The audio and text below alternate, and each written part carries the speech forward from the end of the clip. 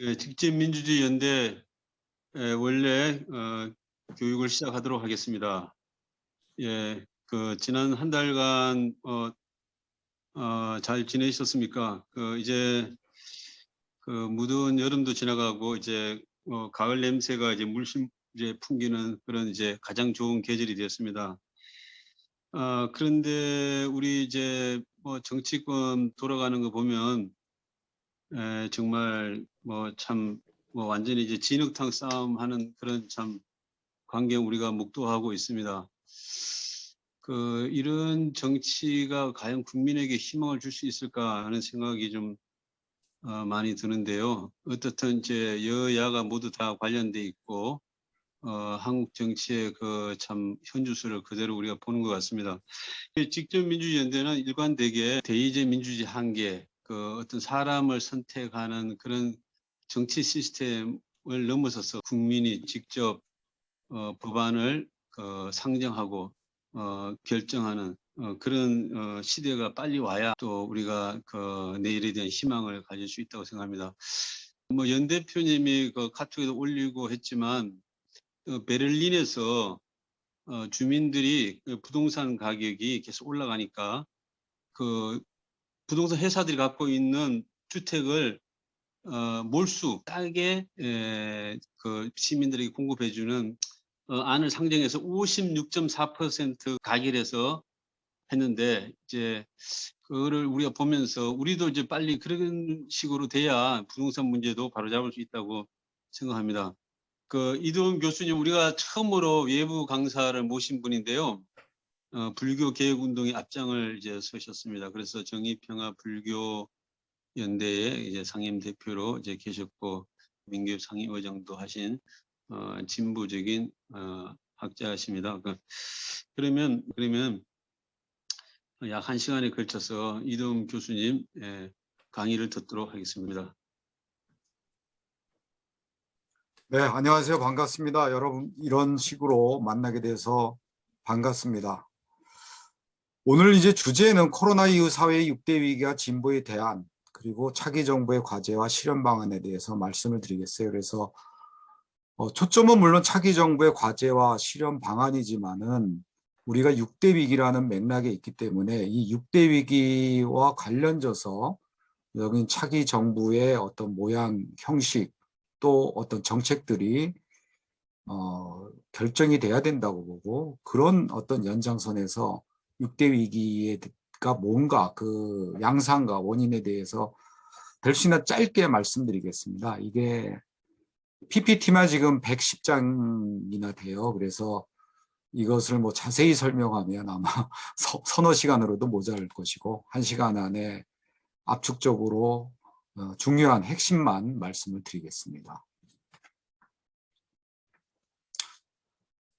자, 그래서 6대 위기는 저가 이제 나름대로 정한 건데요. 자본주의 체제 위기와 불평등의 극대화, 4차 산업혁명과 노동의 위기, 기후위기, 생명과 환경의 위기, 그 다음에 공론장의 붕괴와 민주주의 위기, 그 다음에 간헐적 팬데믹의 위기, 이 6대 위기가 우리에게 닥쳐진 상당한 모순들이고, 이 모순들이 또 그냥 조짐으로 나타나는 정도가 아니라 인류 문명의 어떤 종말을 예고할 정도로 아주 심각한 상황입니다. 그래서 이에 대해 대응을 모색하지 않으면 차기 정부가 상당한 위기에 놓일 수 있다고 보고, 단순히 어떤 정부의 위기가 아니라 이거는 문명의 위기, 우리 한반도에 사는 우리 민족의 위기로까지도 확대될 수가 있기 때문에 저는 굉장히 절박한 감정으로 요새 이 6대 위기에 대해서 진보가 대안을 마련해야 된다고 이제 뭐 여러 노동계나 이 진보 운동계에서 지금 이 강의를 하거나 이런 역설들을 하고 있습니다. 첫 번째는 이제 자본주의 체제 위기와 불평등의 극대화입니다. 뭐 여기서 뭐 다 설명드릴 수는 없고, 여러분이 아시다시피 이제 막스가 말한 대로 이 자본끼리 경쟁을 하기 때문에 자본이 그 경쟁에서 이기기 위해서 그 뭐 기술 투자 뭐 이런 데다 투자하기 때문에 그게 자본의 그 유기적 구성의 고도화라 그러죠. 근데 자본의 이윤이란 것은 노동자가 생산한 이익 가치에서 나와요. 그러니까 총 이윤은 늘더라도 그 이윤율은 줄어듭니다. 그것이 이제 막스가 말하는 평균 이윤율의 경향적 저하라는 거예요. 그래서 실제 마이토가 이렇게 1869년부터 평균 이윤율을 조사를 한 그래프입니다. 그래서 1869년에 평균 이윤율이 46%였어요. 근데 지금은 이게 2009년까지 돼 있지만은 2009년 이후에 현재 보면은 나라마다 약간의 차이가 있지만 다 10% 이하입니다. 그러니까 1869년에 10,000원 투자해서 4,600원 벌었으면 지금은 1,000원도 못 버는 것입니다. 그리고 그 1,000원에서 또 막대한 이자를 지불해야 됩니다. 그래서 이윤이 거의 제로 베이스에 근접하고 있어요. 이윤이 제로이면 어떤 기업이든 살아남겠습니까? 지금 뭐 경영을 잘 못하거나 뭐 여러 가지 문제점이 있는 기업들이 도산당하지만 앞으로는 거의 모든 기업이 도산당할 수가 있고 자본주의가 혁명이 아닌 이윤율이 제로 베이스가 돼서 그 붕괴될 가능성이 농후합니다. 그리고 이제 부채가 아주 급속하게 증가되고 있습니다. 2020년 11월 현재 전 세계 부채 총액이 275조 달러, 30경이 넘습니다.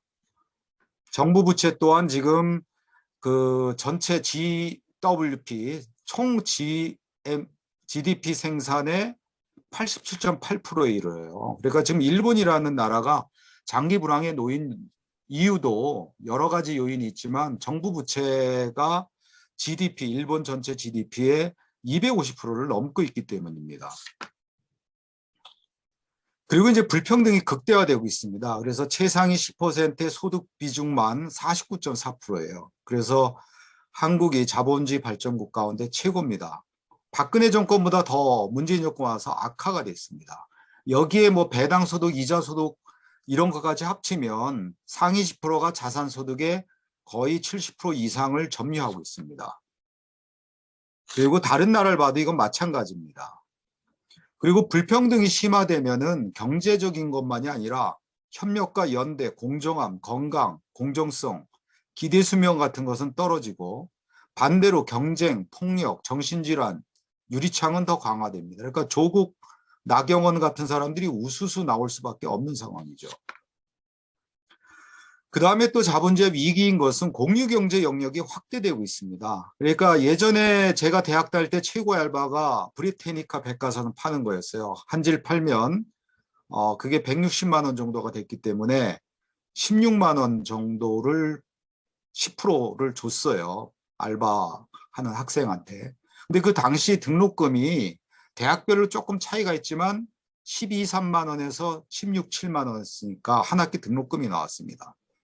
근데 지금 누구도 브리테니카 뭐 이 종이로 된 걸 사서 보는 사람들은 거의 없을 겁니다. 그러나 왜 위키피디아 다 무료로 볼 수 있고 더 정확성을 기하고 있습니다. 그런 식으로 이제 공유 경제 영역이 이제 확대되고 있는데 지금 5%인데 이것이 20% 넘는 순간은 자본주의가 또 더한 위기를 맞을 수가 있습니다. 그리고 이제 민중들의 저항들이 오큐파이 월스트리트처럼 확대되고 있고 그 다음에 또 하나는 자본주의 체제가 신자유 체제로 변하고 또 신자유 체제가 오래 지속되면서 이 합법을 가장한 금융 수탈이 계속 확대되고 있어요. 그래서 제가 예전에 이명박 정권 때 집회 현장 나가면 그 집회 현장에서 자주 했던 발언 가운데 이명박이 취임 3년간 환율 조작만으로 서민 돈을 빼앗아서 재벌 준 게 얼마나 되는지 아느냐. 뭐 맞춘 사람 한 명도 없었습니다. 여러분 중에는 아세요? 174조 원이나 됩니다. 한 가정당으로 환산하면 2천만 원이 넘어요. 그래서 길거리에서 10만 원만 빼앗겨도 목숨 걸고 싸운 사람들이 왜 2천만 원 이상 빼앗겼는데 가만히 있느냐. 이런 소리들을 이제 했었는데요. 그리고 뭐 이런 것들은 넘어가겠습니다. 그리고 이제 국가와 자본의 유착이 점점 더 강화돼서 민중과 노동자에 대한 억압이 강화되고 그래서 정당성의 위기를 맞은 것입니다. 여기 나온 이미지는 쌍용 자동차 노동자, 해고 노동자의 파업을 그 경찰들, 특공대가 가서 강제 진압한 거죠. 그래서 많은 그 쌍용차 노동자들이 그 부상을 당했고 이 후유증으로 30명에 이르는 사람이 죽거나 자살하거나 그 후유증으로 고생하고 있죠. 그러나 이제 상사 요인도 작용하기 때문에 자본주의 체제가 뭐 쉽게 무너지지는 않을 것입니다. 그리고 또 4차 산업혁명으로 노동의 위기가 오고 있습니다. 그래서 우리나라 뭐 문재인 대통령이 AI 강국을 선언했는데요. 그 AI 강국 선언 한마디로 대국민 사기극입니다. 왜냐하면 AI 기술이라든지 이런 거는 우리가 아시아에서도 중위권이에요, 한마디로. 2019년에 AI 100대 스타트업 가운데 한국 기업은 하나도 없습니다. 뭐 이런 식으로 그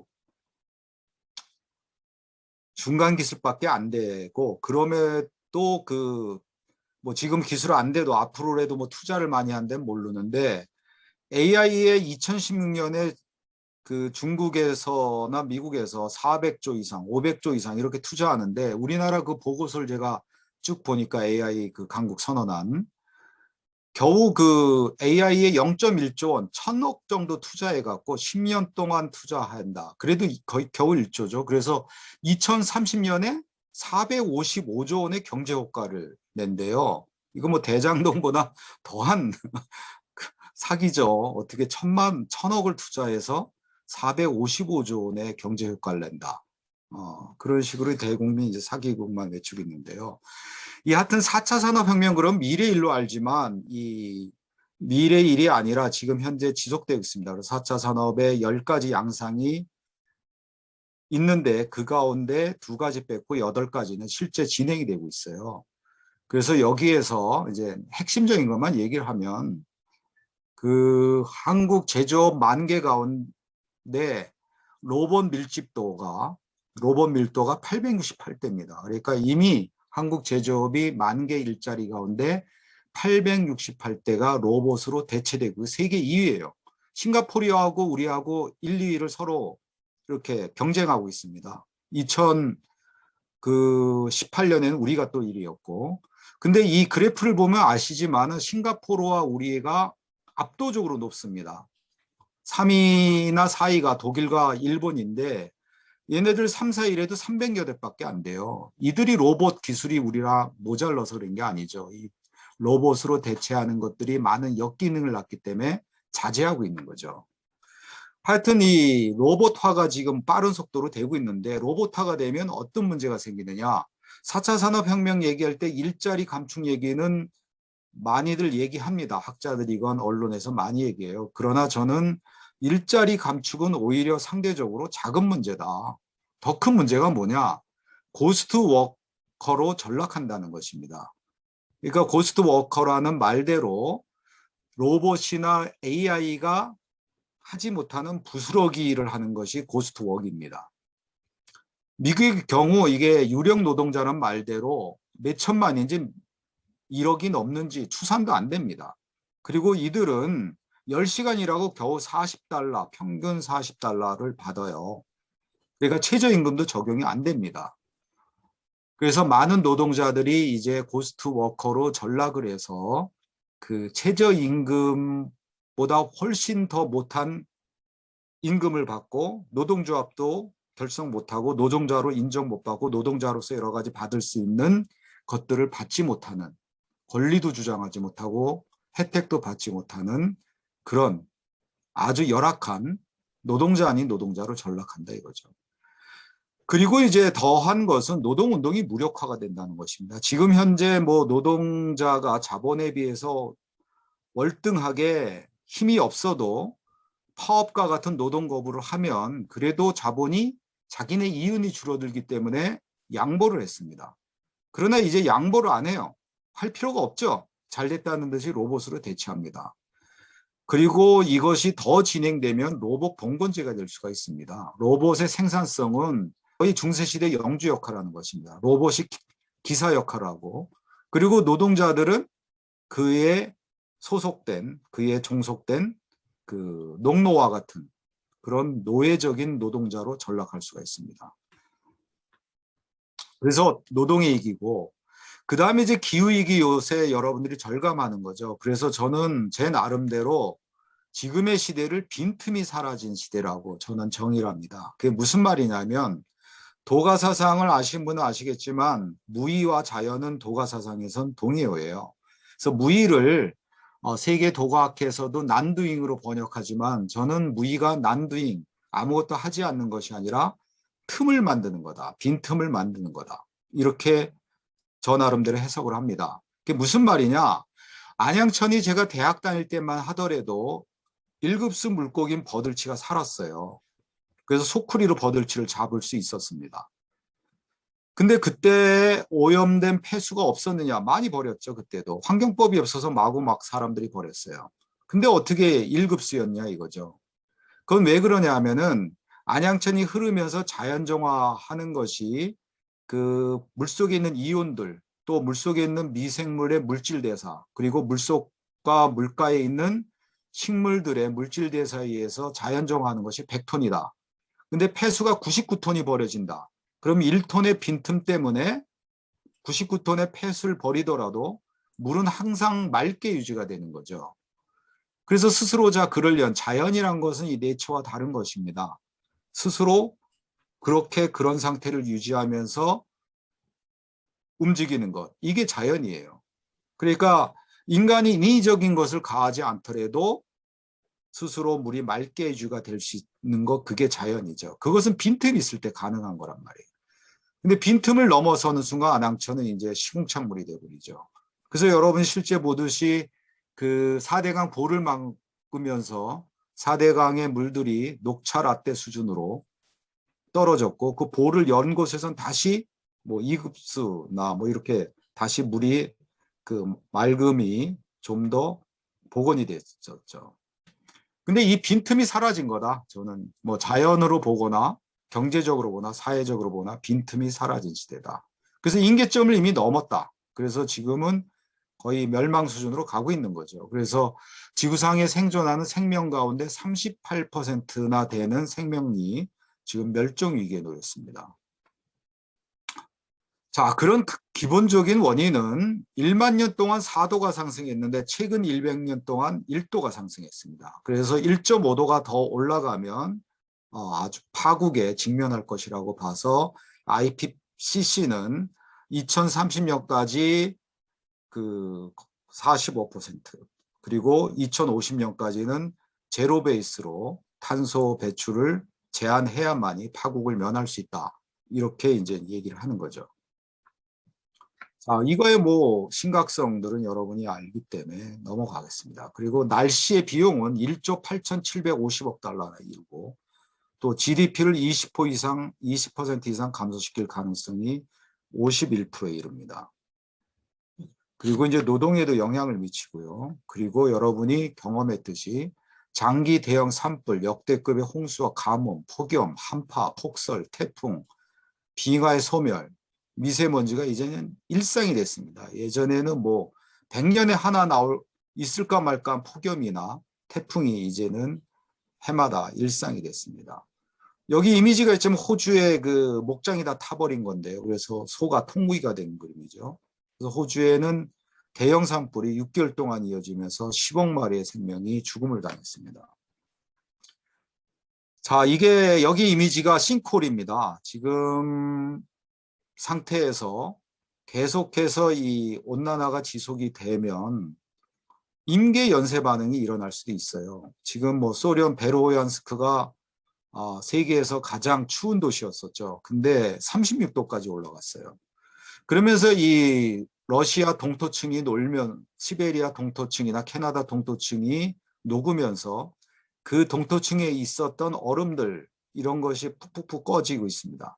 근데 거기에는 엄청난 메탄가스, 바이러스들 이런 게 있습니다. 1조 6천억 톡에 이르는 탄소와 메탄가스가 방출이 되면 아주 걷잡을 수 없는 파국이 될 수가 있습니다. 그래서 생명들도 이렇게 멸종위기고요. 플라스틱 뭐 이런 거 다 지금 심각하죠. 바다 거북이 뭐 통조림 있고 또 생명도 엄청나게 죽이고 있어요.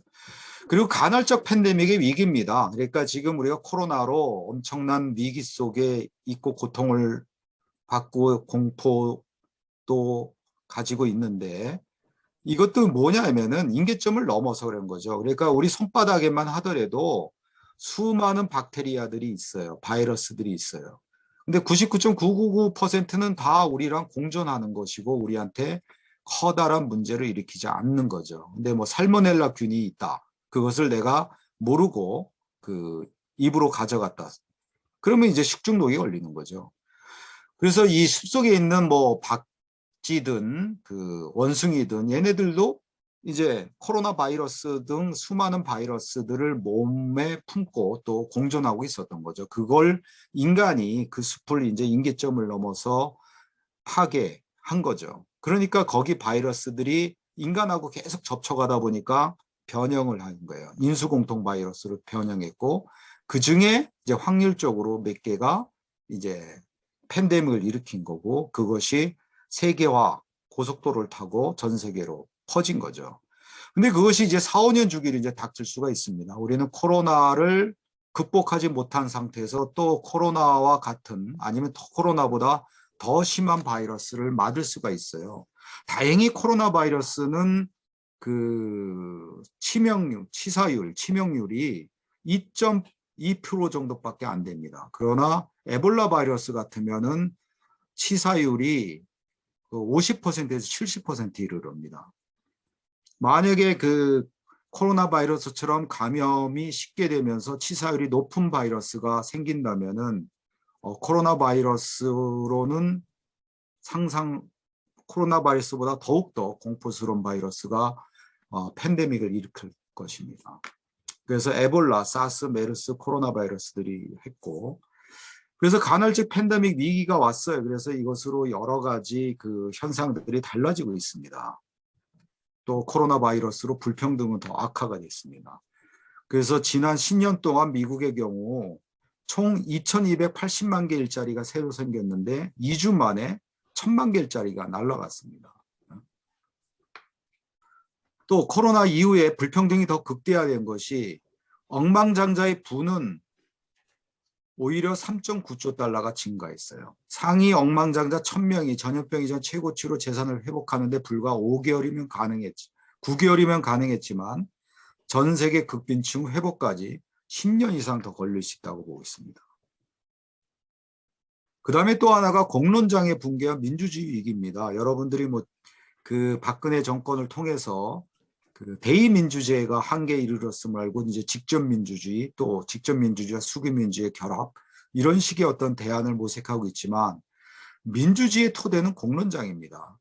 유럽에서도 이제 공론장이 형성되면서 그 공론장에서 그 과학적으로 합리적으로 토론을 하면서 여론을 형성했고 그것이 이제 혁명과 어떤 민주주의 체제의 수립에 바탕이 됐습니다.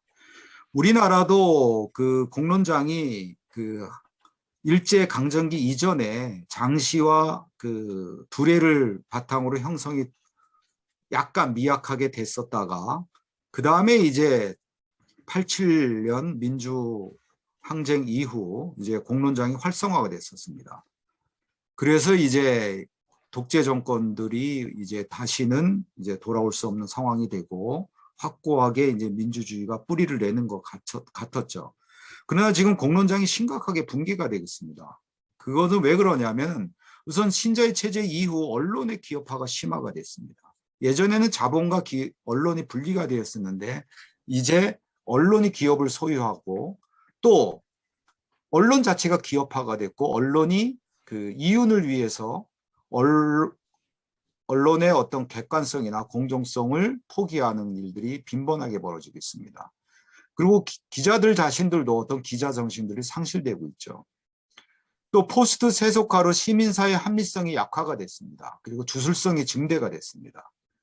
또 SNS로 정보의 민주화가 향상된 반면에 가짜뉴스, 반향실 효과, 우리나라 뭐 종편, SNS, 유튜브 이런 데서 가짜뉴스가 아주 그냥 많이 확산되고 있습니다. 또 반향실 효과가 지대합니다. 조국 사태에서 봤듯이 지금도 민주당 지지파들은 아직도 조국이 잘못 없다 이렇게 주장을 하고 있고 개변까지 늘어나면서 합리화시키고 있죠.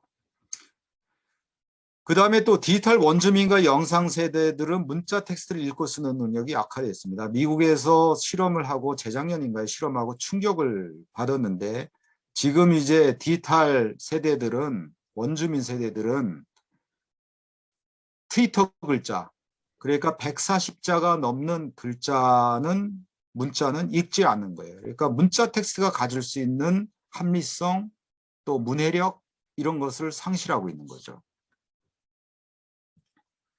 자, 이런 6대 위기가 있기 때문에 이 위기의 원인을 밝히고 우리는 대안을 모색해야 됩니다. 자, 근데 우리가 근본적으로 알아야 될 것은 문제는 생산성과 생산력이 아니라 생산관계에 있다는 것을 알아야 되는 거죠. 세계 식량 생산은 78억 명이 먹고도 남을 정도로 생산되는데 8억 명이 기아의 허덕입니다. 8억 명이 충분히 먹고도 남는 양 4천억 달러어치의 음식물을 쓰레기로 버리고 있습니다. 여러분이 아프리카에 굶주리는 어린이가 나올 때마다 그 다큐멘터리 보면서 눈물을 흘리고 또 그중에 몇몇은 실제 기부를 하고 그럽니다. 근데 아프리카 그 어린이들을 굶주리면서 영원히 해방되게 하는 시스템을 만드는 것이 더 중요하죠. 이렇게 우리가 뭐 기부해봤자 진짜 별 효과도 안 나타나고 그렇게 만드는데 1,500억 달러면 된대요. 아니 1,000억 달러인가 1,500억 달러 그렇게 하면 되는데 우리는 그거에 수십 배 달하는 것을 비만으로 인한 질병으로 날리고 있습니다. 한쪽에서는 굶주려 가는데 한쪽에서는 너무 잘 먹어서 그 비만으로 얻은 질병의 약값으로 날리고 있습니다. 또 이렇게 지금 보듯이 4천억 달러어치 음식물 쓰레기를 매년 버리는 거예요. 자, 2015년 기준으로 한국의 주택보급률은 102.3%입니다. 요새 부동산 문제가 최고의 이슈가 되고 있는데 한국은 모든 가정에 주택 한 채씩 주고도 남습니다. 그런데 자가주택 비율은 56.8%에 지나지 않는 거죠. 그래서 우리가 이제 생산관계 문제라는 것을 인식을 해야 된다. 그리고 자본주의 체제라는 것은 노동자가 생산의 이해가치를 착취하고 계급 갈등과 불평등을 심화하고 인간이 경쟁과 이기심을 증대시키고 소비욕과 화폐 욕망을 증식시키고 또 평균 이익률을 하락시키면서 생산성을 둔화시킵니다. 또 확대 재생산의 원리에 따라서 노동과 자연을 무한히 착취하게 되어 있습니다. 그리고 인간 모두가 신보다도 더 돈을 섬기게 만들고 서로가 서로를 소외시키고 무라를 시킵니다.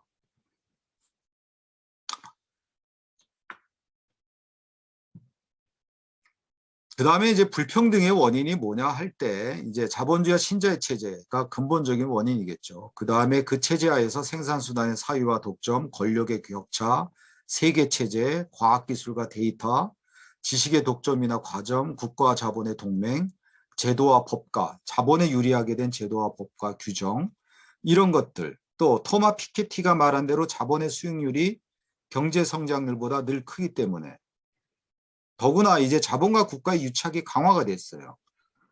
그러면서 이제 조세개혁이나 부유세 등 불평등을 완화하는 정책이 별로 집행되지 않는 거죠.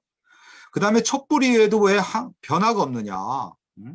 가장 큰 거는 저는 한국의 기득권 동맹이 오히려 더 강화됐기 때문입니다. 자본, 국가, 보수 언론, 종교 권력층, 김앤 장과 같은 전문가 집단, 사법부, 이들로 이루어진 기득권 동맹이 더 강화됐고 민주당도 그 틀 안에 있기 때문입니다.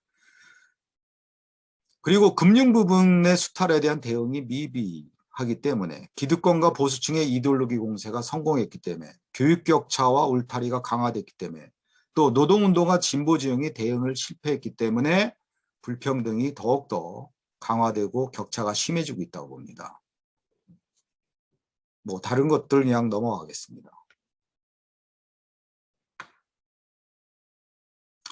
이제 산업화, 근대 국가의 실패, 그 다음에 제국주의 세계체제죠. 제국 중심의 세계체제. 그 다음에 도시 인구가 농촌 인구를 넘어선 것. 또 전체 인구가 늘어난 것. 또 과학기술이 도구화된 것. 기계론적 세계관. 인간 중심주의. 또 국가와 자본의 동맹이 만든 사생활 가운데 하는 토건 카르텔. 그 다음에 핵 카르텔, 모피아. 이런 거죠. 그러면 어떤 대안을 해야 되냐? 진보 운동의 관점에서 봤을 때는 저는 목표는 자본주의 해체와 대안의 사회주의로 가야 된다. 근데 이제 문제는 목표가 이렇게 했을 때 이 목표로 가기 위한 우리 주체적 조건은 너무 열악하다는 거예요. 진보가 거의 괴멸 수준입니다.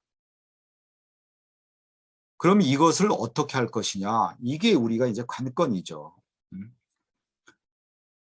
근데 왜 자본주의 해체하고 대안의 사회로 가야 되느냐? 그럴 때 이제 사람들은 이제 너무 과격하거나 급진적이거나 비현실적이 아니냐 이렇게 이제 많이 비판을 하겠죠. 그러나 이제 그 이유는 현재 위기를 야기하고 있는 원인과 구조적 모순에 대한 통찰에서 비롯된 과학적이고 변증법적 인식이란 것입니다. 한 기업에서 임금이 300배나 차이가 날 정도로 사회 해체 수준에 이른 극단적인 불평등, 38%의 멸종을 야기하고 있는 환경과 생명의 위기, 기후위기, 또 코로나19 팬데믹의 근본 원인을 보면 다 자본주의 체제입니다. 그러니까 자본주의 체제를 말하지 않는 어떤 원인들이나 대안들은 저는 표층적이고 어떻게 보면 미봉책에 불과하다는 것입니다. 그 다음에 또 저도 뭐 웬만하면 온건한 개혁안을 대안으로 내놓고 싶죠. 근데 지금 상황을 6대 위기를 다 분석하면 온건한 대안은 불가능하다는 거예요. 또 탄소세라든지 이런 혁신적이고 참신한 개혁조차 자본주의 체제는 다 이윤과 탐욕을 확대하는 수단으로 활용하거나 시장의 상품으로 전락시켰습니다.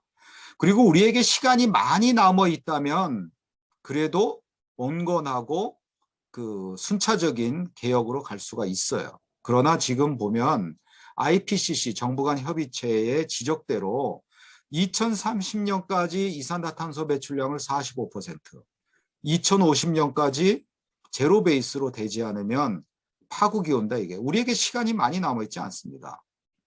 또 우리가 지속가능한 발전을 이야기하지만 자본주의 체제에서는 지속가능한 발전이란 것은 불가능합니다. 모순입니다. 실제로. 자, 그리고 또 로봇 문제만 봅시다. 아까 로봇의 문제로 그 노동운동이 무력화되고 고스트워커로 전락하고 로봇 봉건제가 될 수 있다. 대안은 뭐냐? 딱 하나입니다. 로봇을 사회화하는 것입니다. 로봇을 국유화하거나 사회화하는 것밖에 대안이 없어요. 그걸 통해서 이제 로봇세를 받고 그 로봇세로 토지, 물, 과학기술, 데이터 이런 것들 저는 로봇만이 아니라 토지, 물, 과학기술, 데이터 이런 것을 다 사회화해야 되고 그래서 그래서 토지, 물, 과학기술, 데이터, 로봇은 커먼웰스, 공유부로 이제 삼아야 되는 것이고 로봇에서 나오는 로봇세라든지 부유세를 통해서 무상의료, 무상교육, 무상교택, 무상주택을 지향해서 가야 된다고 봅니다. 그리고 로봇 수익과 로봇세로 사회연대소득제, 기본자산제 이런 것들을 추구해야 된다고 해요. 기본소득은 오히려 자본주의를 강화할 우려가 굉장히 큽니다. 그리고 이제 또 대안은 노동시간을 단축하는 거죠. 수렵시대, 우리 인류 역사 700만 년인데 699만 년 동안 수렵사회였어요. 그 수렵사회였을 때 인간의 노동시간은 4시간 이하였다고 봅니다. 그리고 로봇을 이제 사회화하고 노동시간을 단축하는 거죠. 그리고 인간의 노동, 로봇의 노동, 인간과 로봇의 협업을 사회적 합의를 통해서 정하는 것입니다. 그러면 우리가 오히려 지금은 기로에 선 거예요. 로봇을 사회하지 않으면 우리는 로봇에 종속된 디스토피아로 갈 수밖에 없습니다. 그러나 로봇을 사회하고 노동시간을 단축을 한다면 우리가 꿈꾸던 거, 노동과 놀이, 예술을 결합한 아이들이 이렇게 모래성 쌓는 것처럼 노동이 놀이고 곧 예술인 그런 시대로 오히려 전환할 수가 있는 것입니다. 그래서 지금부터 저는 로봇의 공유, 사회화 이것을 주장해야 된다고 봅니다. 그리고 이제 국가 또한 이제 생태적이고 자유로운 어떤 사회 자체를 이렇게 바꿔야 된다고 봅니다. 그래서 모든 생산수단과 도구는 공동의 소유로 하고 또 100%를 다 이게 그 당의 소유, 뭐 이렇게 소비에트 소유 이렇게 감돼서 사회주의가 어느 정도 문제점이 있다고 보기 때문에 예를 들어서 100을 생산하면 50은 공동 생산하고 공동 분배한다면 뭐 30은 재투자하고 10은 개입 능력별로 인센티브를 줘서 개인이 창의성을 발휘하게 하는 거고 10은 장애인 이주 노동자 그들에게 직접 줘서 그들을 돕는 어떤 대자적자를 구현하게 하는 것. 이런 것들이 필요한 거죠. 능력이 아니라 필요에 따른 노동을 하고 또 노동이 자본을 통제하게 하고 노사 관계는 진속불이의 관계가 되게 하고 또 구성원 간 노동의 목적과 방법에서부터 분할과 비율에 이르기까지 전체 과정을 구성원들이 동등한 권력을 갖고 참여하는 그런 참여 민주적인 거버넌스 시스템을 운영해야 된다고 봅니다. 그리고 이제 마을 화폐를 만들었고 그 다음에 학교는 공간과 협력 교육을 하고 또 개인적으로도 욕망을 확대하는 데서 행복을 찾는 것이 아니라 타자와 다른 생명을 위해서 욕망을 절제하는 데서 더 행복을 찾는 것으로 전환해야 된다. 그리고 이 사법적인 정의, 응보적인 정의가 아니라 회복적 정의 개념으로 정의 개념도 바꿔야 된다고 보는 거죠.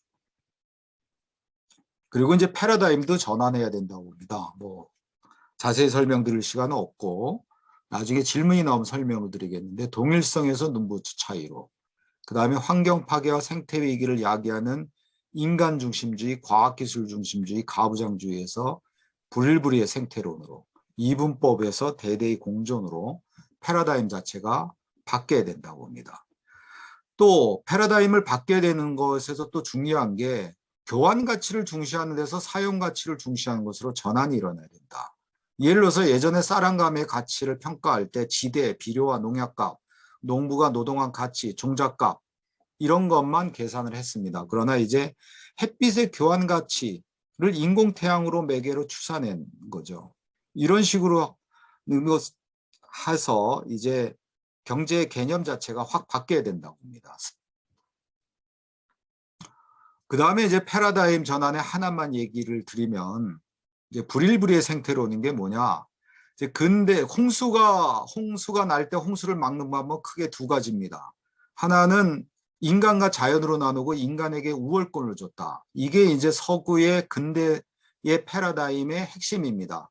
인간, 자연, 이데와 그림자, 이성과 감성 이렇게 둘로 나누고 한쪽에 우월권을 준 거죠. 그 패러다임에서 당연히 인간이 자연의 도전에 맞서는 것, 즉 댐을 쌓는 것이 홍수를 막는 방법입니다.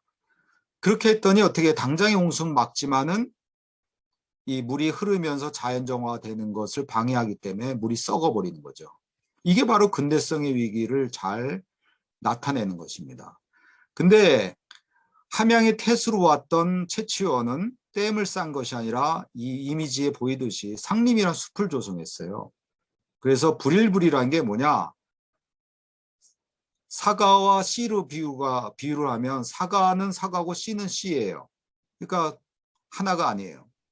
근데 사과 씨가 국강이면 열매 또한 국강 사과처럼 단단하고 당도는 낮은 사과 열매를 맺고 또 열매가 후지 사과면 씨 또한 후지 사과처럼 조금 국강에 비해서 덜 딱딱하지만은 당도는 높은 사과를 맺게 되죠. 그러니까 또 둘이라고 할 수도 없어요.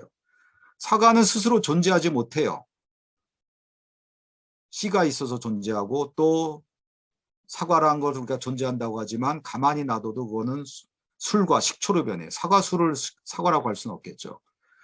그리고 자동차를 200만 개 부속품으로 해체해놓고 자동차로 할 수 없겠죠. 사과 또한 그런 거에 결합체일 뿐이에요.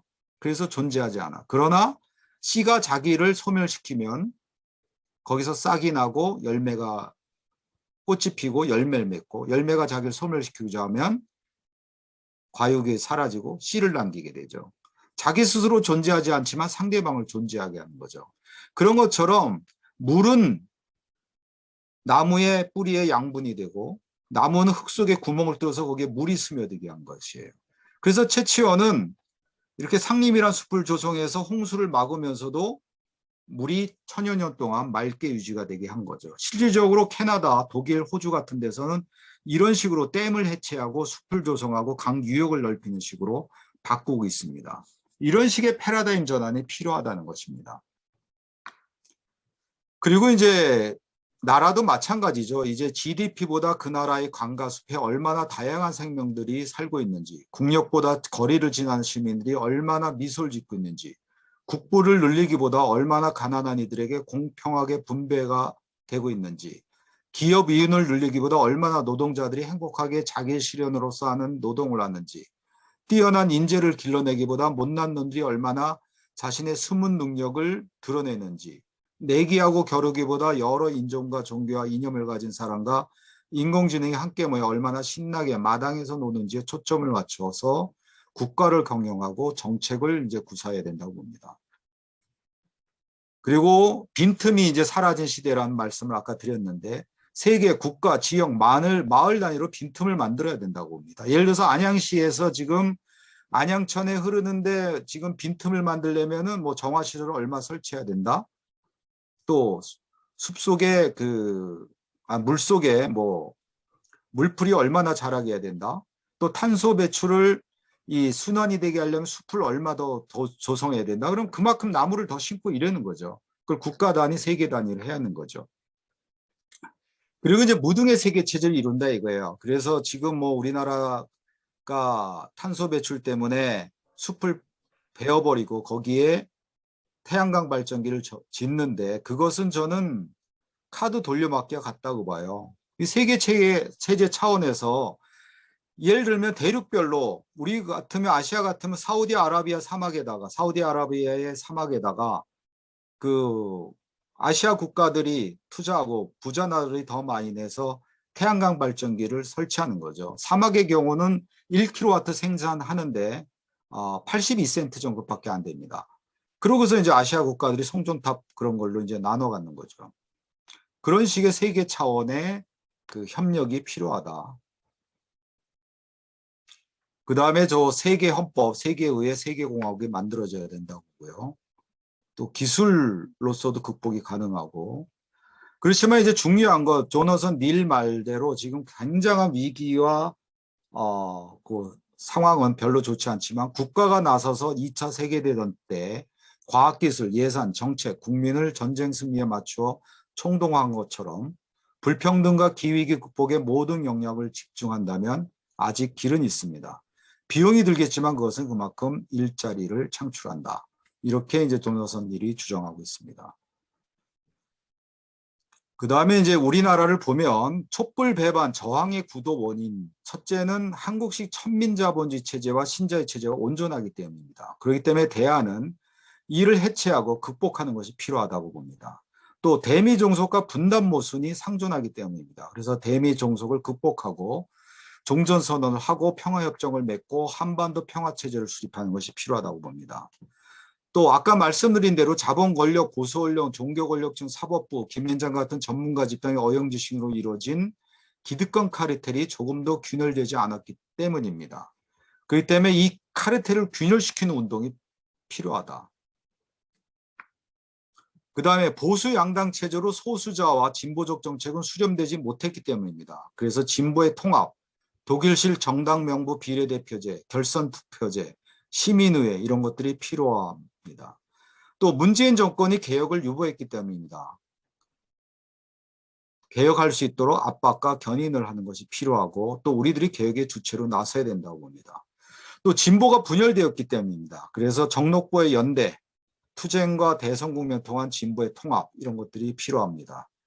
또 시민사회가 조직화되지 않았기 때문이다. 그러니까 시민들이 주권자로서 인식하고 촛불은 들었지만은 조직화가 안 됐어요. 그래서 퇴진행동에 있을 때도 이 조직화를 하자고 외쳤지만은 그냥 지나가 버렸습니다. 그래서 시민교육 또 시민사회를 조직화하는 거, 또 마을 단위에서부터 풀뿌리 조직 그런 것을 만드는 것들이 필요합니다.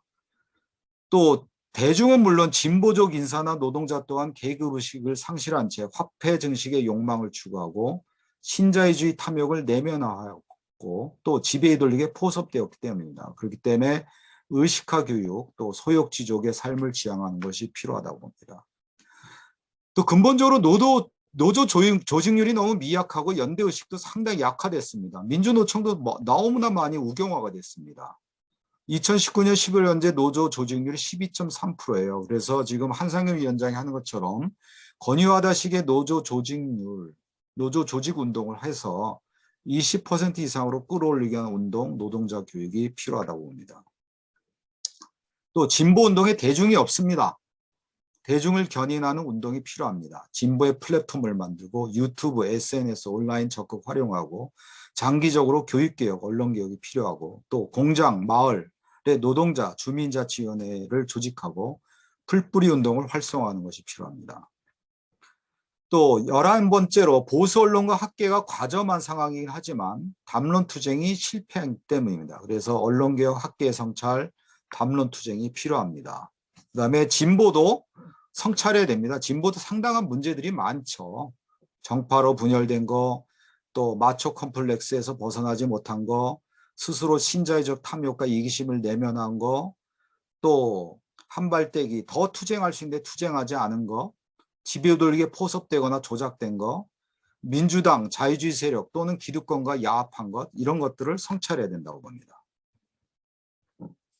그래서 앞으로는 자본주의 체와 생태적이고 새로운 사회주의 건설의 목표를 분명히 하고 이를 향해서 장기적이고 또 단기적인 것, 이런 것들을 같이 해나가야 된다고 봅니다.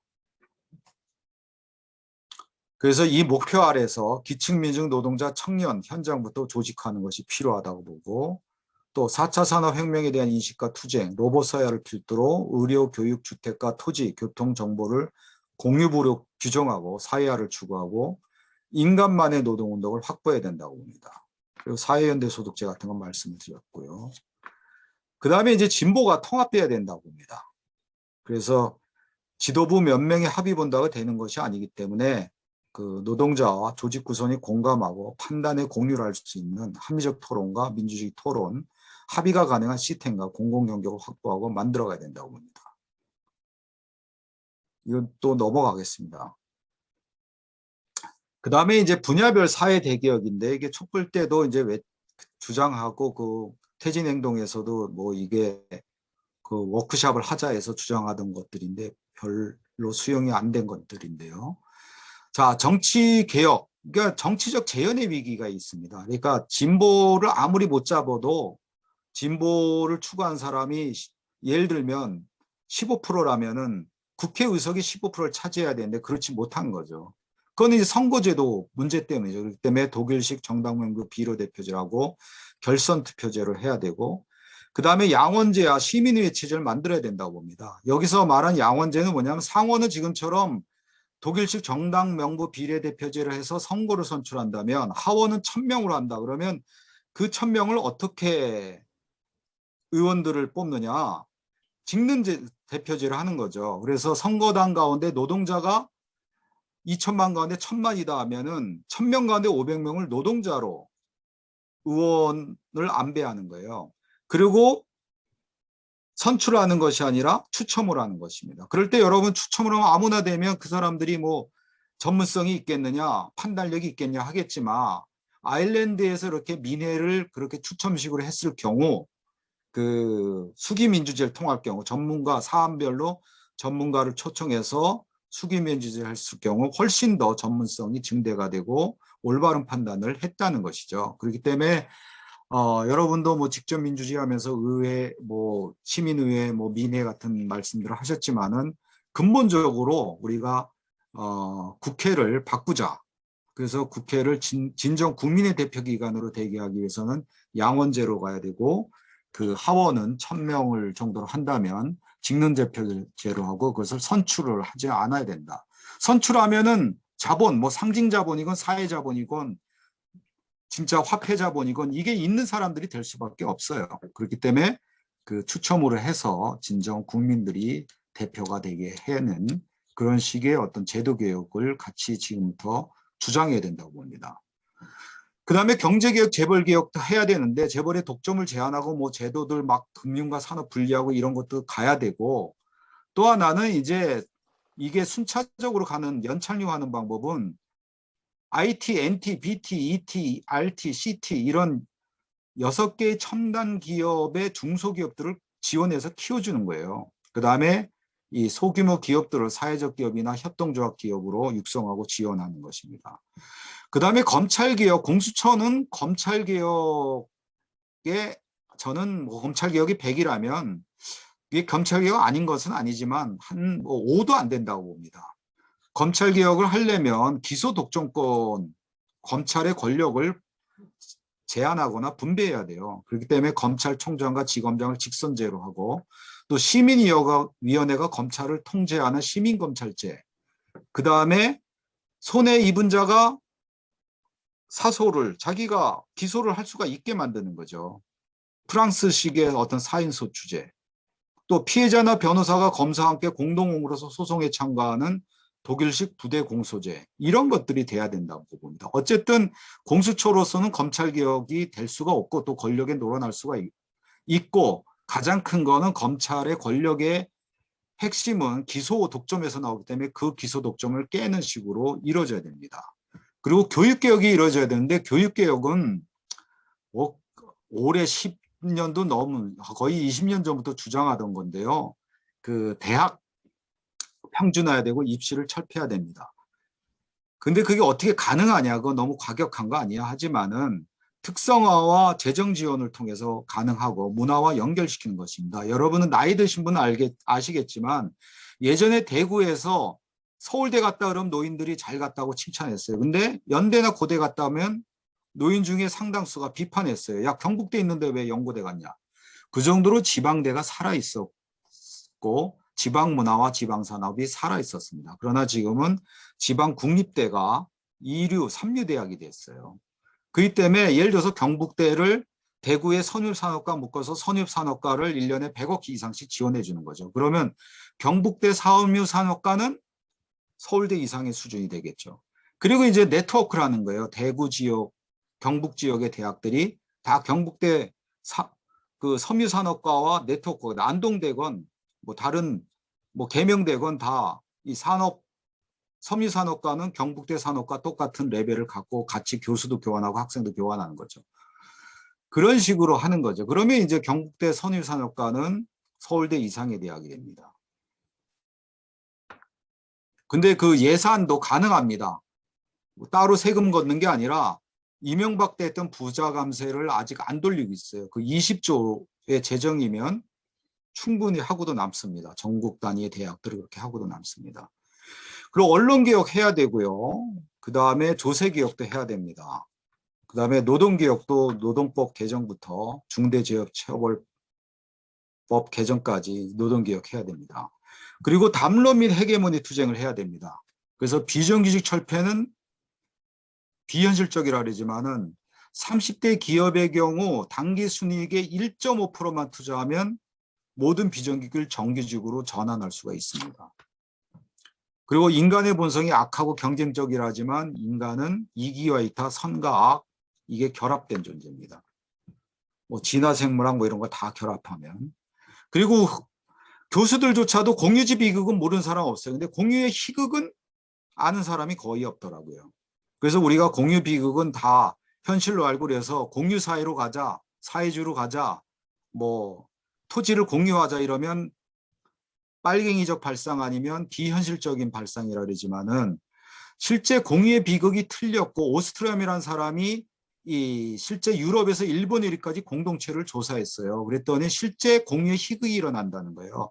그러니까 자기가 양을 더 늘려서 10마리 키우던 사람이 3마리 더 키워서 13마리 키우면 다른 사람도 14마리, 15마리 키우니까 그 공유로 쓰는 목초지가 다 파괴가 돼서 그 공유의 비극이 일어난다. 이렇게 본 것이 공유의 비극론인데 그게 아니라요. 실제 공동체를 조사해 보면 13마리 키울 수 있는데 안 키우는 거예요.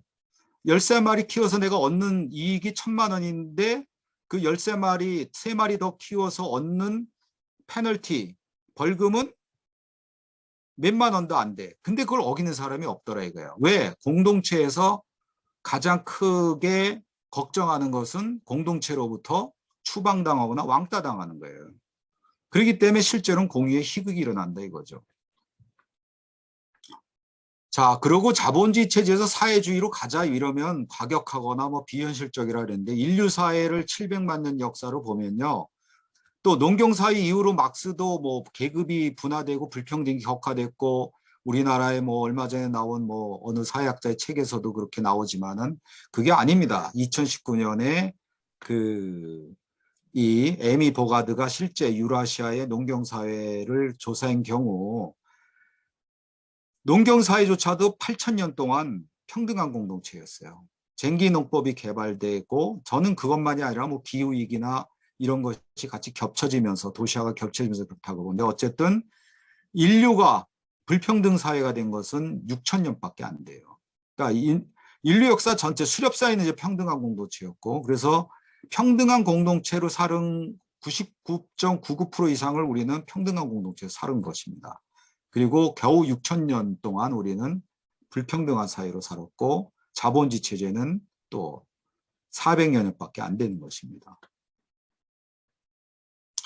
그리고 낙수 효과는 사실이 아니고 분수 효과가 맞습니다. 이건 그 신자유 체제의 천병인 IMF에서 그렇게 결론을 내린 것입니다. 그러면 진보의 대선 전략이 뭐냐? 저는 진보 단일 후보를 선출을 위한 플랫폼을 만들어야 되고 또 대선 국면을 활용해서 이 6대 위기의 실상, 이에 대한 대안의 사회와 정책에 대한 선전전을 전개해야 된다고 봅니다.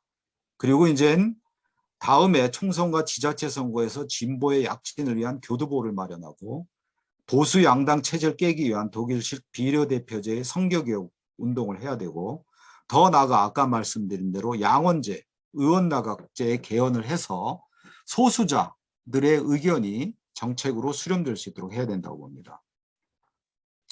그래서 어쨌든 우리는 지금 종점에 와 있습니다. 그래서 이 종점에 와 있기 때문에 상당히 절박합니다. 6대 위기에 대해서 이제 극복하는 대안들을 우리 진보 진영이 하나로 연대해서 해나가지 않으면 우리에게 21세기는 없을 수도 있다. 그래서 우리의 후손들, 우리의 미래 세대들, 지금의 청년 세대들, 여러분의 자식이나 후배들에게 좀 더 나은 사회를 물려주려면 우리가 지금 더 뭐 그동안 여러분들 고생하셨지만 더 고통을 감내를 해서 이 좀 더 좋은 세상 만드는 운동에 적극적으로 참여를 해야 된다고 봅니다.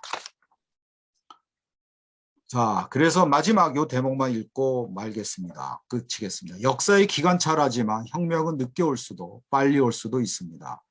중요한 것은 두 가지입니다. 하나는 저항의 동력이 없이는 이는 움직이지 않습니다. 그 방향은 과거의 영광이 아니라 자본주의 체제와 신자의 체제를 해체, 극복한 정의롭고 평등한 생태복지국가로서 민주공화국과 한반도 평화체제입니다. 이렇게 100장이 넘는 거를 그냥 두서없이 그냥 압축적으로 말씀을 드렸습니다. 이것으로 강의를 마치고 여러분과 질문 내지는 토론하면서 좀 더 보완하도록 하겠습니다.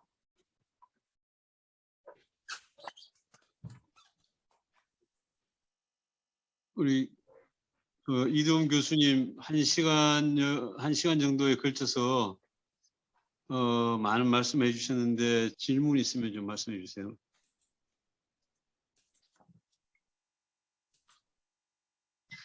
예, 교수님 강의 잘 들었습니다. 근데 아까 거기 말씀 중에서 노동운동과 진보 진영의 대응이 실패했다고 그러는데, 그걸 좀 더, 얘기를 좀 들어볼 수 있을까요?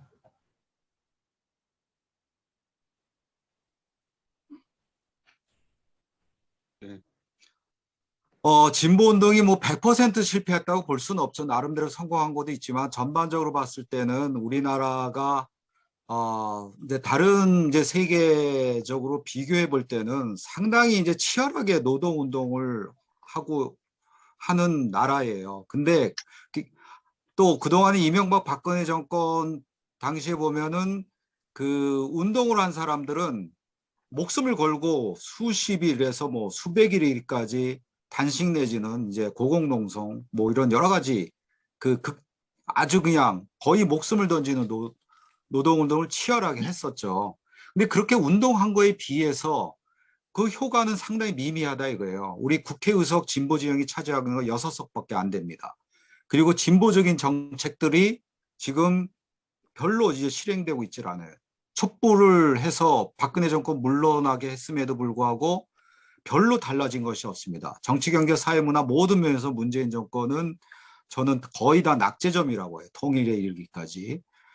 오히려 남북 정상이 만나서 평양 선언, 뭐 판문점 선언 그렇게 했음에도 불구하고 완전히 파탄 사태로 만들고 이런 식의 여러 가지들이 특히 보수 양당 체제를 극복하지 못했다는 것, 또 진보 진영이 지금 여러 당으로 나눠져 있다는 것. 저는 개인적으로 민규 부장일 때 이제 진보 대통합을 시도를 했었어요. 그래서 그 지금으로 말한다면 통진당, 그 다음에 정의당, 노동당, 그 다음에 이제 진보연대와 민주노총과 같은 진보적인 단체들, 또 진보계의 원로들 모아놓고 10차례 이상 회의를 했었습니다.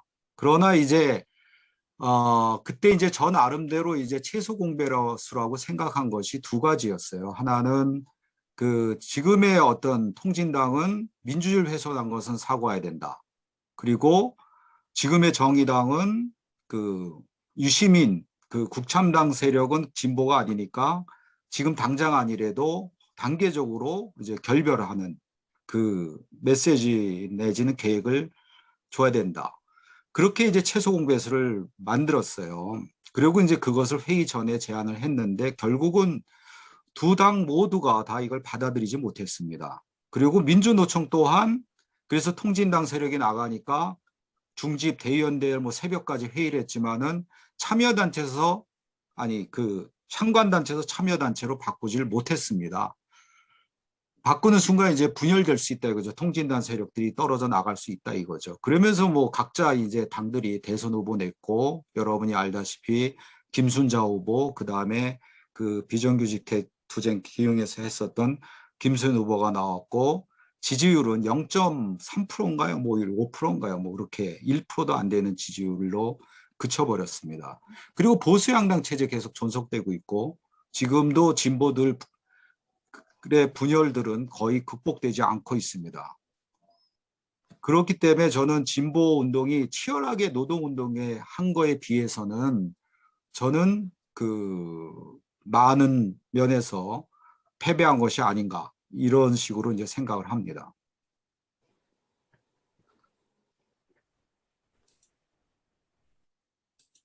거기서 뭐 전반적으로 패배했다는 게 아니라 진보 운동이 제대로 하지 못했기 때문에 어쨌든 그 지금의 어떤 보수 양당 체제를 극복하지 못했고 진보의 분열도 극복하지 못했다는 거죠.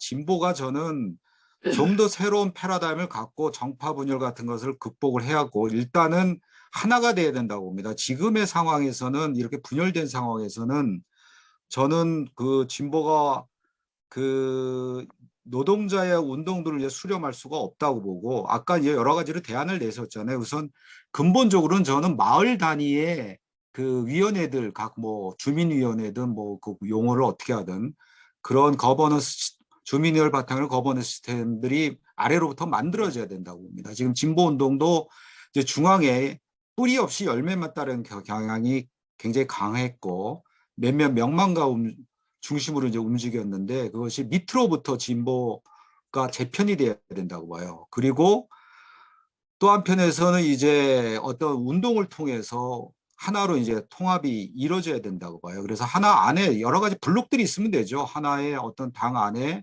뭐 정의당 블록이 있고 뭐 통신당 블록이 있고 이런 식으로 블록으로 들어가더라도 하나로 이제 통합이 돼야 된다. 그 통합할 수 있는 것을 이제 플랫폼을 만들고 그런 식에 있어야 되고 그 다음에 이제 뭐 그 SNS나 메타버스나 이런 달라진 환경을 이용한 교육이라든지 선전이라든지 이런 것도 있어야 되고 진보의 지금 뭐 이 통합된 언론들도 없잖아요. 지금 우리가 진보 중앙의 전국지로 진보 언론이라 할 수 있는 게 한겨레 경향이지만 과연 진보인가 중도 정론지 정도밖에 저는 안 된다고 봐요. 조금의 이제 진보적인 기사가 안 나오는 건 아니지만은 전체의 어떤 위상으로 보면 그렇다고 봐요. 그렇기 때문에 진짜 어떤 사안에 대해서 진보적 시각으로 해석할 수 있고 대안을 세울 수 있는 통합된 어떤 진보 언론도 만들어야 되고 그런 여러 가지들이 다 함께 이루어져야 되는 거죠. 그리고 아까 말씀드렸듯이 노조 조직률을 일단 높여야 된다고 봅니다. 20% 예, 또 다른 질문 있으면 좀 해주십시오. 예. 뭐 질문이 안 나왔어요. 제가 좀 한 가지 여쭤보겠습니다. 어떻든 이제 그 전 세계적으로 이제 자본주의 위기가 심화되고, 자본주의 이후에 그 새로운 그 대한 사회를 이제 모색해야 되는 것은 분명하고, 그래서 이제 그 사회주의에 대한 이제 제시를 했는데, 그 교수님께서 지금 좀 지구상에 있는 그 나라들 중에서 좀 대안이다, 이렇게 볼 만한 데가 좀 있는지. 예를 들면, 지금 사회주의를 제대로 한 나라는 뭐, 이북도 이제 사회주의를 경계를 고수한다고 지금 그러고 있고, 쿠바도 이제 뭐, 사회주의 계속, 자기들 지킨다 그러고 있고, 뭐 중국도 뭐 자기네의 특색이 사회주의라고 하지만 뭐 시스템은 자본주의라서 그거는 뭐 좀 논의를 하더라도요. 그런데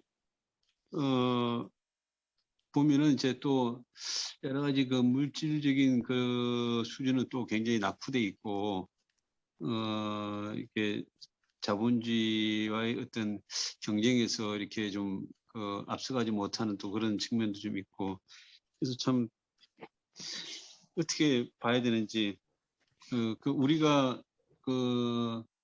지향해야 될 그런 사회의 그런 어떤 모델 케이스는 그러면 이제 없다고 봐야 되는지, 우리가 새로 만들어야 되는지, 거기에 대해서 좀 어떻게 좀 생각하시는지 좀, 예, 듣고 싶습니다. 네, 저는 일단은 결론부터 말씀드리면 지금 현재 존재하는 그 사회주의 가운데 우리의 모델이 될 수 있는 것은 제 생각에는 없다고 봐요. 왜냐하면은 그 각 사회주의들이 나름대로 다 이제 뭐 민주주의를 결합을 못했다든지 아니면 생산성의 문제나 이런 것들이 제대로 못한다든지 아니면은 그 진정한 어떤 사회주의 이상과 이념하고 거리가 있고 몇몇 어떤 독점들이 권력의 독점이나 이런 것들이 일어나고 있다든지 이런 문제들이 상당히 노정되어 있다고 봐요. 그리고 또 하나는 가장 큰 문제는 이 4차 산업혁명이라든지 디지털 사회라든지 이런 바뀌어진 어떤 사회 분위기 내지는 맥락, 이것을 그 감안한 사회주의, 또 아니면 기후위기와 같은 제가 지금 말한 6대 위기의 어떤 대안으로서 사회주의, 이런 것에 대해서는 부족하다고 봅니다. 그렇기 때문에, 그리고 또 한국이란 나라는 어떤 상당히 그들하고 사회적 배경, 역사, 이런 것들이 상당히 다르고, 특히 분단 모순이라는 것이 계급 모순이나 민족 모순 못지않게 하나의 모순으로, 또 계급 모순과 민족 모순을 또 강화하는 것으로 자리하기 때문에 한국에는 한국에 맞는 사회주의가 일단 있다고 보고, 그랬을 때 한국에 맞는 사회주의와 우리가 어떤 지금의 디지털 사회나 4차 산업혁명, 뭐 기후위기와 6대 위기를 극복할 수 있는 모델과 이거에 어떤 종합하는 것이 굉장히 중요하다고 봐요. 그래서 오늘 뭐 시간 관계상 제가 뭐 한 50분 안에 끝내려고 목적으로는 그 짧게 말씀드리고 그냥 제목만 스치고 지나갔는데, 저 나름대로는 이제 모델 맞는 게 있습니다. 눈부처 공동체라고 아까 잠깐만 말씀드렸는데, 이제 전체 뭐 생산수단은 공동 생산하고 공동 분배하는 원칙은 있지만은 어떤 밑으로부터 어떤 그 주민의 어떤 권력을 갖는 거버넌스 시스템을 결합을 한다든지, 100을 생산하면 그대로 다 100을 분배하는 것이 아니라 뭐 50은 그렇게 공동 생산하고 공동 분배하고 또 10 정도는 인센티브를 줘서 개인의 어떤 이기심이나 개인의 어떤 창발성을 계속 자극을 한다든지, 또 나머지는 뭐 우리가 그전에는 이제 공동생산 공동분배였는데 대자적 자유를 못 느꼈잖아요. 그래서 저는 그 자유라는 개념이 크게 세 가지가 있다고 봐요. 하나는 이제 프리덤 프롬, 그건 우리가 알고 있는 자유 개념하고 같습니다. 그러니까 구속이나 억압에서 자유로운 자유죠. 모든 구속과 억압에서. 그리고 투 프리덤, 아니 프리덤 투, 적극적 자유입니다. 프리덤 프롬이 그 소극적 자유라면, 그건 이제 두 가지입니다. 하나는 막스가 말한 대로 인간이 노동을 통해서 이 세계를 갖다 변화시키는 주체가 되고 또 새로운 가치를 생산해내는 것. 이런 적극적 자유죠. 그리고 또 이제 어떤 종교에서 추구하듯이 인간이 계속해서 자기 앞의 세계에 대응을 하면서 새로운 존재로 거듭나는 것. 그게 이제 적극적 자유입니다. 그리고 이제 대자적 자유는 나 아닌 다른 타인을 그 도와주거나 그를 구원하거나 뭐 그에게 어떤 생산한 것을 배품으로 해서 얻는 그런 자유죠. 그래서 여태까지 자유와 정의가 대립적인 개념이었지만은 대자적 자유를 결합시킬 때는 그 자유하고 정의가 저는 일치한다고 봅니다. 막스도 그룬트리스에서 그 정의란, 저스티스란 게 뭐냐? 나 아닌 다른 타자를 자유롭게 하는 거다. 이렇게 했는데 그때의 자유는 바로 이 프리덤 포 적극적 자유를 말하는 거죠. 대자적 자유를 말하는 거죠. 아니 적극적 자유가 아니라 대자적 자유를 말하는 거죠. 그러니까 세 가지 자유를 구현할 수 있게 하는 사회로 만드는 거죠. 그러면서 저는 이제 불자로서 이제 불교를 결합해서 어떤 경쟁과 이기심, 인간은 경쟁과 이기심, 이기와 이타 이런 것이 다 공존하는 존재라고 봅니다. 인간 자신이. 그러니까 리차드 도킨스가 말한 대로 이기적 유전자를 가진 생존 기계지만 인간은 사회생활을 하면서 혈연적 이타성에서 집단적 이타성, 더 나아가서 호혜적 이타성과 윤리적 이타성을 결합을 시켰고 또 뇌과학으로 보더라도 미러 뉴런 시스템이 있어서 타자의 고통에 대해서 공감하고 자비심을 갖는 것이 있다고 봐요. 그리고 인간은 이제 의미를 추구합니다. 그래서 리차드 호킨스 이론이 가장 안 맞는 분야가 짐승의 경우는 권력이 가장 강한 수컷이 암컷을 독점하지만 중세시대까지 가장 강한 권력을 가진 성직자들이 오히려 독신을 한 이유가 뭐냐? 더 나은 의미가 있었기 때문이죠. 진리라든가 신이라든가 궁극적 가치라든가 그런 식으로 이제 의미를 추구하는 존재이기도 합니다. 그렇기 때문에 저는 이런 인간들의 이런 결합됐을 때 이것이 본성이 결정된 것이 아니라 사회 제도에서 정치리까지 교육 뭐 여러 가지 수행 뭐 14가지 요인들이 선을 키우기도 하고 악을 갖다가 더 키우기도 한다고 봐요. 그래서 서로가 서로 이제 선과 이타심을 조장해 준 사회. 실제 공동체들 보면 그렇겠죠. 지구상에 지금 존재하는 여러 공동체들 보면. 그래서 공의의 희극이 일어날 수 있는 사회를 만드는 것. 그것이 중요하다고 봐요. 그래서 이때 어떤 주체는 저 나름대로 용어로 눈부처 주체라고 봅니다. 이럴 수 있는 주체들. 희망버스 때 그 버스를 타고 새벽에 부산까지 가고 거기서 1박 2일 아스팔트에서 지내면서 그 연대한 사람들. 그런 게 이제 새로운 눈부처 주체죠. 그런 식의 어떤 주체들로 거듭나게 하는 것. 그래서 자비와 어떤 공감이 모든 행동과 그 사고의 동력이 되게 하는 사회. 그런 사회를 저는 이제 새로운 사회 모델로 보고 있습니다.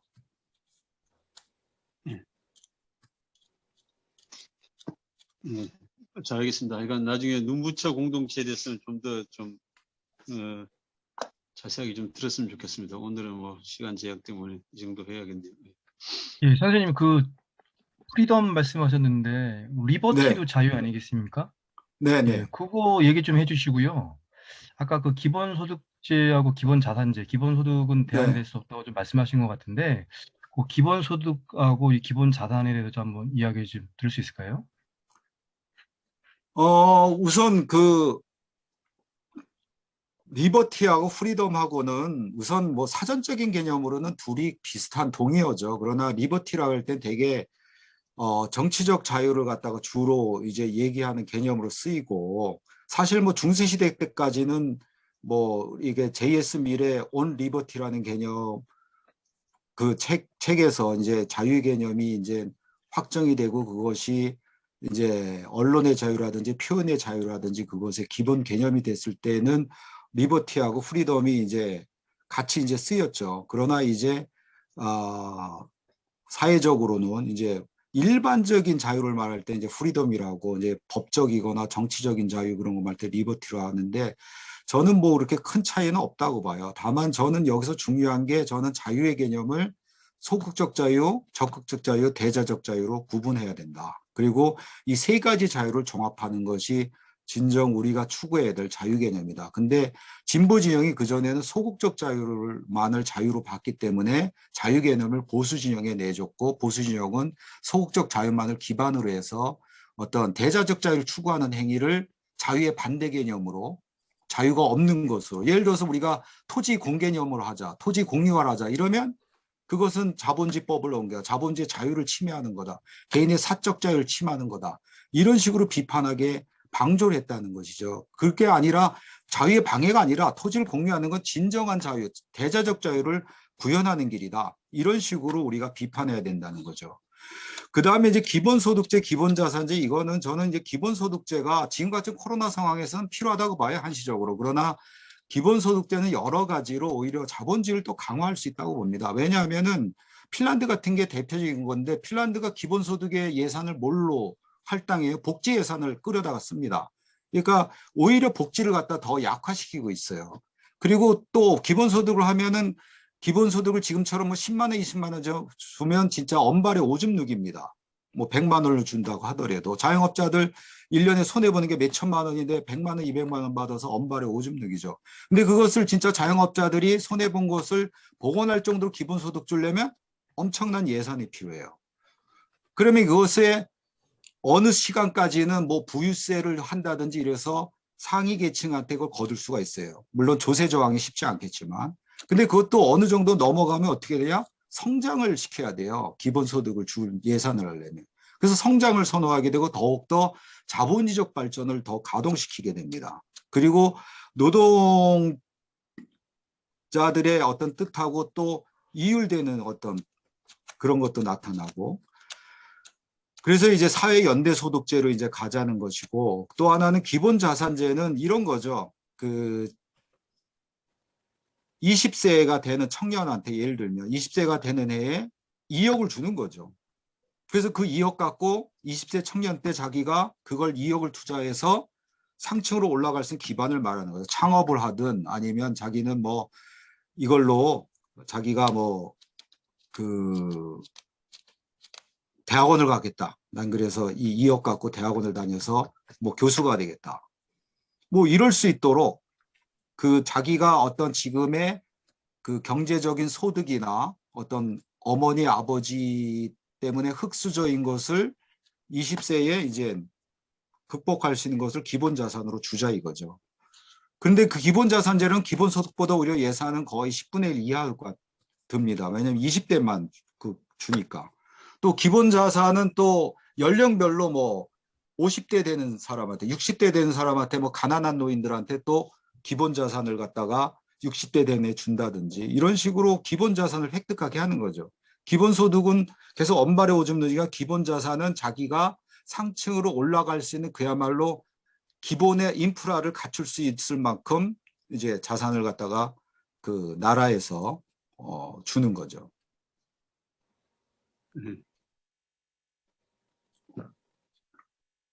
자, 지금 이제 10시 됐는데요. 그 다른 질문 있으면 한 분 정도 하시고, 안 그러면은 좀 질문을 이제 생략하려고 하는데, 질문 있으십니까?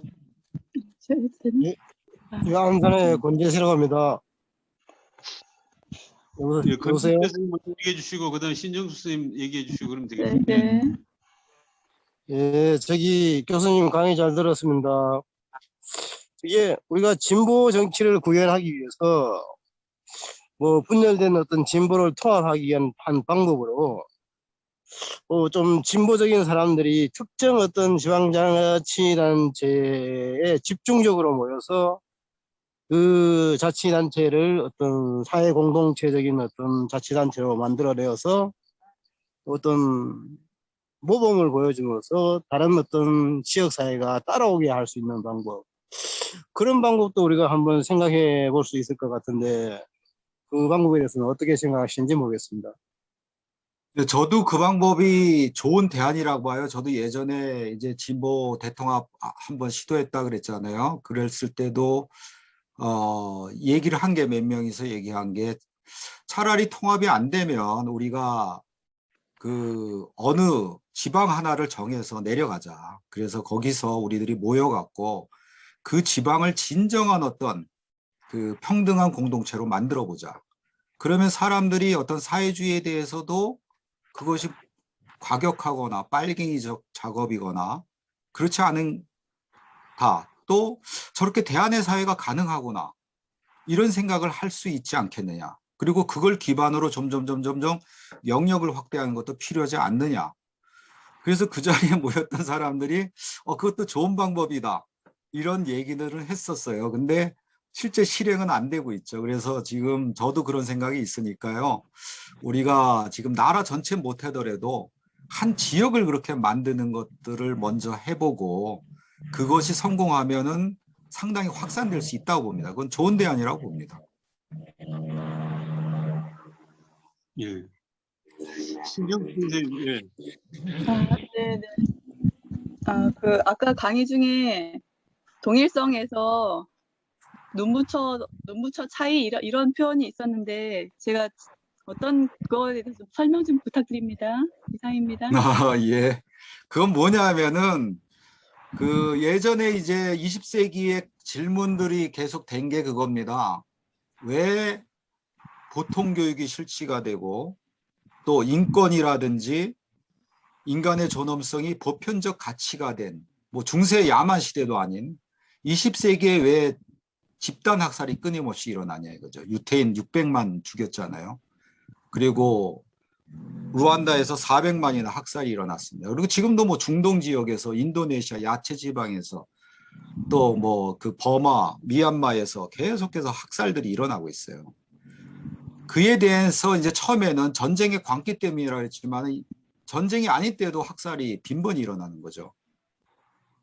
그러다가 이제 한나 아렌트라는 사람이 이제 최초의 답을 제시했어요. 그것이 원인이 뭐냐면 뭐 여러분도 잘 아시겠지만은 그 학살의 주범인 아히만의 예루살렘 재판 법정으로 간 거죠.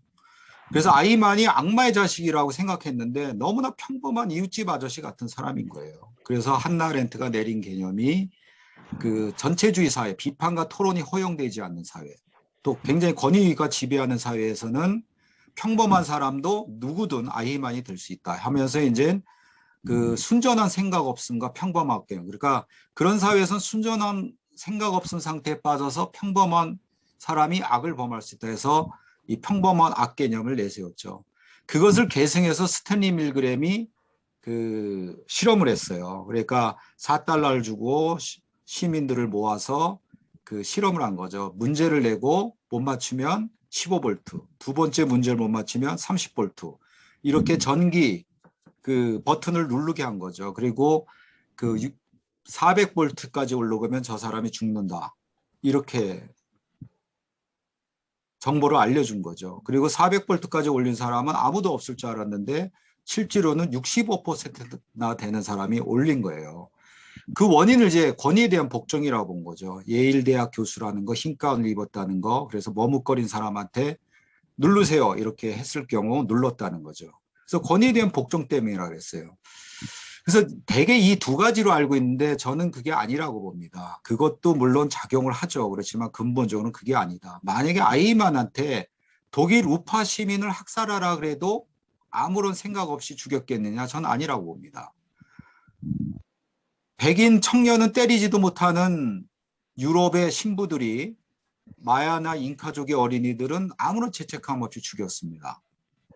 그래서 저는 근본적인 원인이 동일성이라고 봅니다. 동일은 그 유색인, 내가 우파면 저쪽 좌파, 내가 남성이면 저쪽 여성, 내가 정상이면 저쪽 장애인, 이런 식으로 타자를 설정하고 그 타자에게 폭력을 가하거나 배제를 하면서 자기의 동일성을 더 강화하는 것이 인간의 속성입니다. 그래서 그 실제로도 이 학살이 있기 전에는 먼저 뭐가 떠도느냐? 헤이트 스피치, 혐오 언어가 먼저 떠돕니다. 유태인 학살하기 5년 전부터 히틀러를 비롯한 나치 당원들이 유태인들을 유럽 정신을 훼손한 이교도들, 예수를 죽인 원수들, 뭐 이런 식으로 그 혐오 발언을 했고 그 뒤에 학살이 시작된 거죠.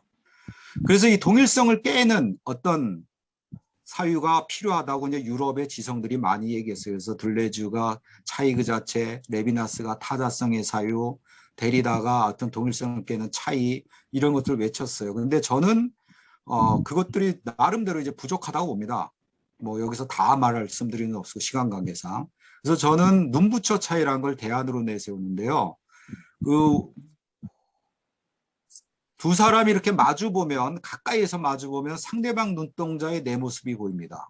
그걸 눈부처라 그래요. 그게 아름다운 우리말입니다. 16세기경부터는 최소한 있었던 우리말이에요. 근데 거기에다 제가 이제 철학적 의미를 세 가지를 결합한 겁니다. 하나는 상대방 몸인데 내가 담겨 있고 그 눈부처를 보는 순간은 내 눈동자에도 상대방이 담겨 있다고 생각하게 되죠. 그러니까 나와 남, 주체와 객체의 경계가 무너지는 지점입니다.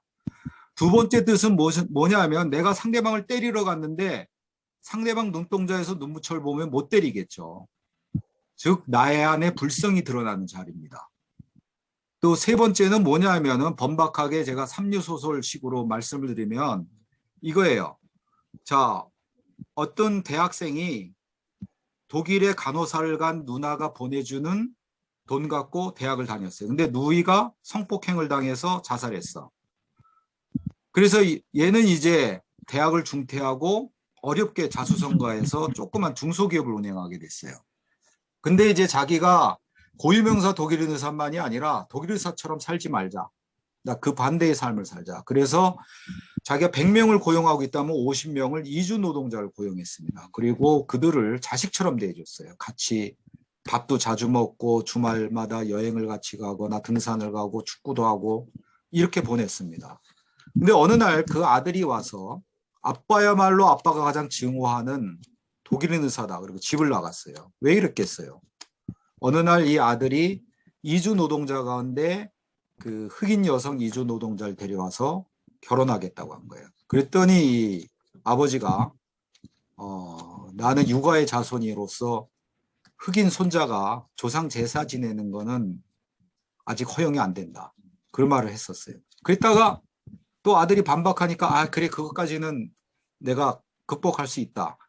그러나 내 손자가 혼혈아라고 한국사회에서 차별받는 거가 나는 걱정이 된다.